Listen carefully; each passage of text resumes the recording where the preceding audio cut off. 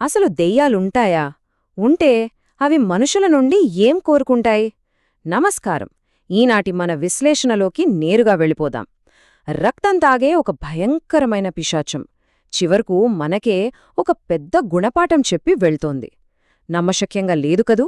కాని ఈ పల్లెటూరి జానపద కథ వింటే మీరు ఖచ్చితంగా ఆశ్చర్యపోతారు. ఇక కథలోకి వెడితే సిటీలో ఉండే ఒక గర్ల్స్ హాస్టల్. అందులో భయంతో వణికిపోతున్న అమ్మాయిలు.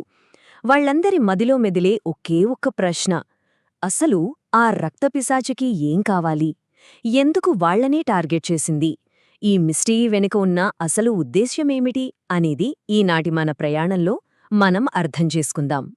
మొదటి భాగం: హాస్టల్లో జరిగిన ఆ భయంకర సంఘటనలు. అసలు కథ ఒక సురక్షితమైన గర్ల్స్ హాస్టల్లో మొదలవుతుంది. రుద్రంపురం అనే ఊరు నుంచి ఎన్నో ఆశలతో పైచదువుల కోసం నగరానికి వచ్చిన మాధవి అనే అమాయకపు అమ్మాళి అక్కడ అడుగుపెడుతుంది. పైకి చాలా ప్రశాంతంగా కనిపించే ఆ హాస్టల్ గోడల మధ్య ఎలాంటి భయంకరమైన వాతావరణం దాగి ఉందో ఇప్పుడు చూద్దాం. చూడండి, పరిస్థితులు ఎంత వేగంగా చేదాటిపోయాయో. కేవలం 4 రోజుల వ్యవధిలో పీడకలలు కాస్త ప్రాణాలు తీసే వాస్తవాలుగా మారిపోయాయి.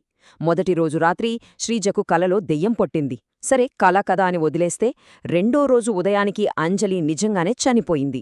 ఇక 3వ రోజు రాత్రి కలలో కావ్యపై దాడి. 4వ రోజు ఉదయానికి మధులత శవమై కనిపించింది.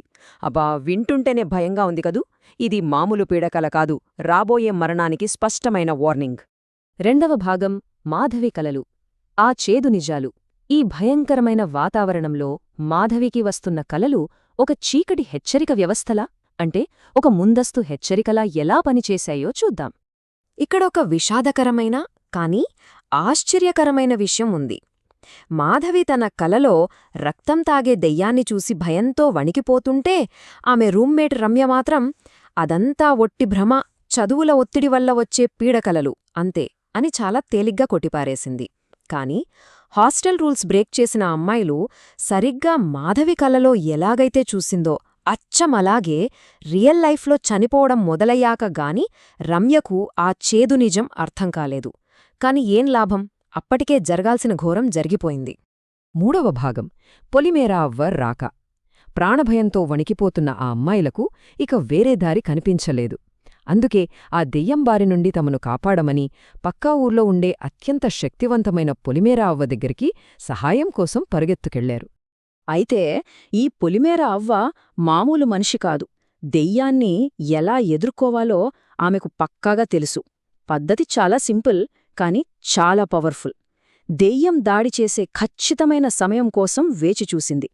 ఆ పిశాచం రాగానే నేరుగా ఎదుర్కొని తన చేతిలో ఉన్న మంత్రదంగంతో దాన్ని భయపెట్టి హాస్టల్ నుండి తరిమికొట్టింది. కేవలం తన జానపద విద్యలతో అవ్వ ఆ దెయ్యాన్ని ఎలా పరుగులు పెట్టించిందో చూస్తే నిజంగా ఆశ్చర్యం వేస్తుంది. కాని ఇక్కడే మనకు ఒక పెద్ద సందేహం రావాలి. అదేంటంటే, అంత క్రూరంగా అమ్మాయిల రక్తం తాగిన ఆ భయంకరమైన పిశాచం అవ్వ మంత్రదండాన్ని చూడగానే ఎందుకంత ఈజీగా భయపడి పారిపోయింది? అసలా దెయ్యం వెనుక ఉన్న భయమేంటి?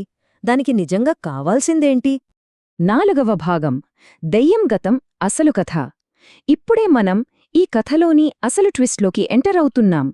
ఈ ప్రశ్నలు మనల్ని శ్రీజాపురి గ్రామంలో ఆ దెయ్యం గతం వైపు నడిపిస్తాయి. ఆ రాక్షసి వెనుక ఉన్న అసలు మిస్టరీని ఇప్పుడు ఛేదిద్దాం. చూడండి, మనం ఏమనుకుంటాం? ఇదొక అమాయకపు అమ్మాయిల రక్తం తాగే క్రూరమైన పిశాచమనుకుంటాం కదా. కాని అసలు నిజం వింటే మీరు షాక్ అవుతారు. వాస్తవానికి ఆ దెయ్యం ఒక విలన్ కాదు, అత్యాసపరులైన కొంతమంది మనుషుల క్రూరత్వానికి బలి అయిన ఒక పాపం, ఒక బాధితురాలు. నమ్మశక్యంగా లేదు కదా, కాని ఇదే నిజం. ఇక్కడ జరిగిన అసలు ఘర్షణ ఏంటో చూద్దాం. ఈ జానపద కథలో అసలైన రాక్షసులు ఆ దెయ్యం కాదు, అతీంద్రియ శక్తులను తమ స్వార్థం కోసం వాడుకోవాలనుకున్న మనుషులే. రాత్రికి రాత్రే కోటీశ్వరులైపోవాలనే ఆశ కాదు, అత్యాశతో కొందరు మనుషులు ఆ దెయ్యంపై రాళ్లు వేసి దౌర్జన్యం చేశారు. పాపం, ఆ దెయ్యం మొదట వాళ్లకు కొంత బంగారం ఇచ్చినా కూడా వాళ్లు వదల్లేదు. చివరకు తనను తాను కాపాడుకోవడానికి మనుషుల పట్ల ఉన్న భయంతోనే తిరిగి వారిపై దాడి చేయడం మొదలుపెట్టింది. చూశారా, పరిస్థితులు ఒకరిని ఎలా మారుస్తాయో? ఈ మొత్తం కథలో అత్యంత బలమైన ఆలోచింపజేసే వాక్యం స్వయంగా ఆ దెయ్యమే చెప్పింది. అదేంటంటే, మనిషికి ఆశ ఉండాలి కాని అత్యాశ ఉండకూడదు.